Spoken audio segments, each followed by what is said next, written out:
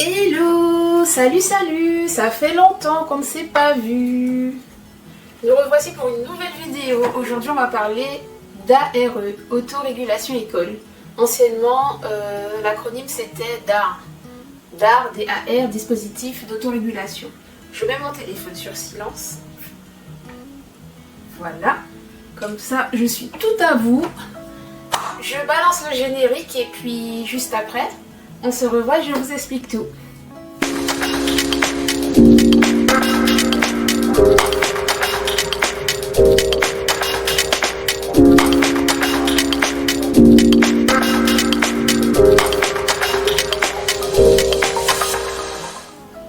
Donc aujourd'hui, on se retrouve pour parler d'ARE.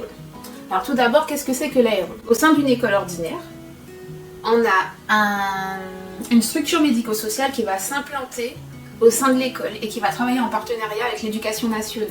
Alors je m'explique. Actuellement, ce dispositif il est innovant dans la région où nous sommes.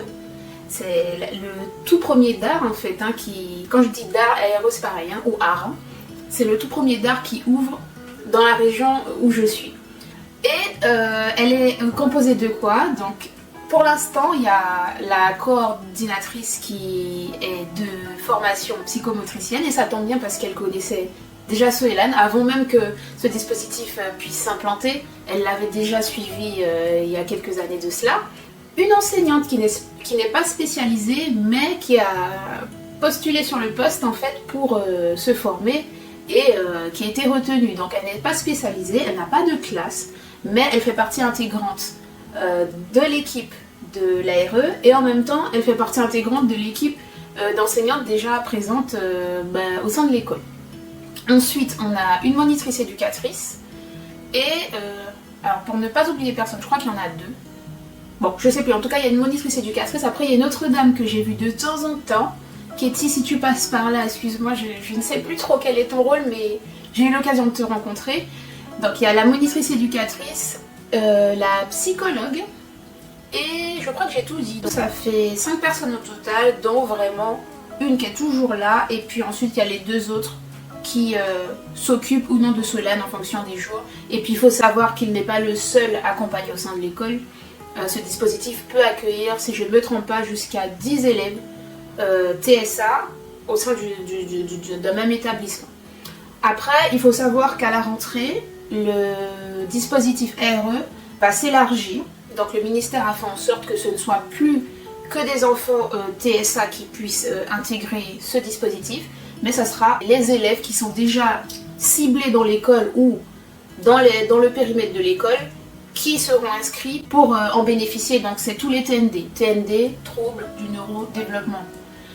Ensuite, la chose importante que je ne vous ai pas dite, l'ARE, c'est pour un élève qui est scolarisé dans un niveau qui correspond à plus ou moins à sa classe d'âge, un élève TSA, quand je dis TSA autiste, pour celles et ceux qui arrivent sur la chaîne, ils ne prendront pas ce profil d'élève s'ils n'ont vraiment pas le niveau requis de leur classe d'âge. Donc ils peuvent avoir un petit train de retard, mais s'il y a un grand écart, ça ne va pas être possible, ça ne sera pas le dispositif qui correspond. Il y en a d'autres pour les élèves avec TSA. Ensuite, c'est surtout pour un public ciblé. Parmi les TSA, ce sont les élèves qui ont des troubles du comportement à l'école. Alors il faut savoir que ce ne sont pas tous les élèves TSA, élèves autistes n'égalent pas troubles du comportement.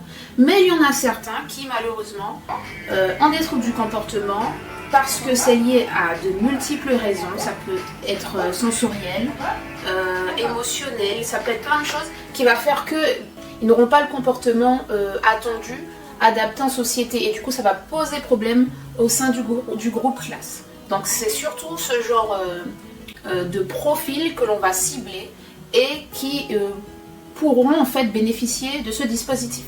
Ensuite, maintenant on va parler un petit peu de Soélan quand même. Faisons une petite pause, on se retrouve en deuxième partie pour entrer dans le vif du sujet.